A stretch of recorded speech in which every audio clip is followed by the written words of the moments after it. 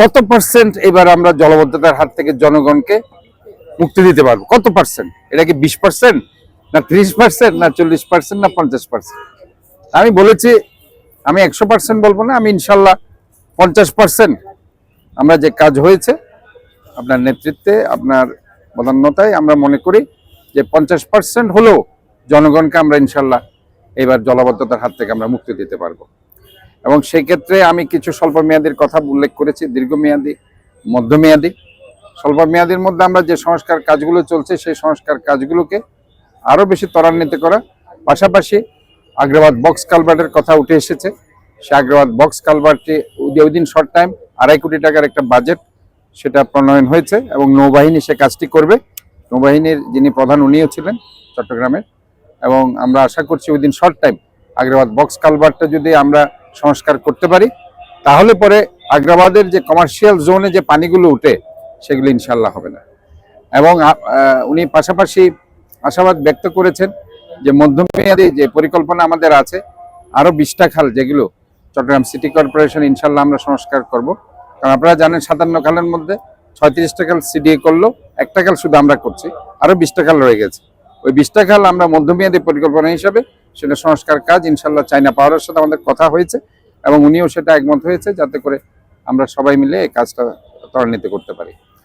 আরেকটি ব্যাপারে আমরা ওনাকে বলেছি যে দীর্ঘমেয়াদী আমাদের কিছু পরিকল্পনা হাতে নিতে হবে। দীর্ঘমেয়াদীর মধ্যে হচ্ছে গণসচেতনতা বৃদ্ধি করে, যাতে করে আমরা যে কাজগুলো করছি সেই কাজগুলো যাতে সেখানে কেউ যাতে সেটাকে আমাদের কাজের যে অ্যামাউন্ট আমরা খরচ করছি সেটা যাতে টাকা জলে না যায়, সেই জন্য আমাদের দরকার গণসচেতনতা। এবং গণসচেতনতার জন্য একটা কথা উঠে এসেছে, স্কুল চাইল্ড হেলথ, যেটা আমরা এখন শুরু করছি চট্টগ্রাম সিটি কর্পোরেশন। এটা আমি ওনাকে অভিহিত করেছি যে চট্টগ্রাম সিটি কর্পোরেশনের পক্ষ থেকে আমরা within short time school child health আমরা কাপাসগোলা স্কুল থেকে শুরু করছি। আমাদের চট্টগ্রাম সিটি কর্পোরেশনের প্রায় শখানেক স্কুল কলেজ আছে, আমরা সেটা দিয়ে শুরু করে পরবর্তীতে বিভিন্ন অন্যান্য স্কুলগুলোকে, কলেজগুলোকে, মাদ্রাসাগুলোকে আমরা ইনভলভ করবো। এটার উদ্দেশ্য হচ্ছে ছোট বাচ্চাদেরকে আমরা অ্যাওয়ারনেসের আওতায় এনে তারাই বলবে যে কোথায় ময়লাগুলো ফেলতে হবে, তারা তাদের মা বাবাকে শিখাবে, তারা তাদের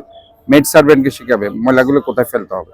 কাজে এই যে একটা সার্বিক একটা অ্যাওয়ারনেস প্রোগ্রামের মধ্যে দিয়ে আমরা এই জলাবদ্ধতা নিরসনটা আমরা করতে পারি। এই ধরনের আলাপ আলোচনা হয়েছে, উনি খুব সন্তুষ্ট।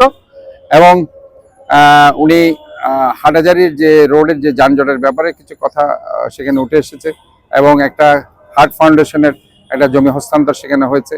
কালুরঘাট ব্রিজ যেটা দিন হচ্ছিল না সেটাও উদ্বোধন হয়েছে। মোটামুটি আজকে ওভারঅল চট্টগ্রামবাসীর জন্য একটা সুখের দিন।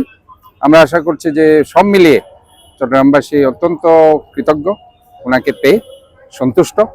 এবং আমরা ওনার কাছ থেকে আরও কিছু কথা আমরা বলেছি, বিশেষ করে আমাদের চট্টগ্রামের যে সংস্কার করার জন্য পরবর্তীতে 36টা খাল যে আমাদেরকে বুঝিয়ে দিবে, এটার জন্য আমাদের যে একটা মেনটেনেন্স কস্ট দরকার, সেটা আমি বাজেট দরকার, সেটা আমি ওনাকে বলেছি।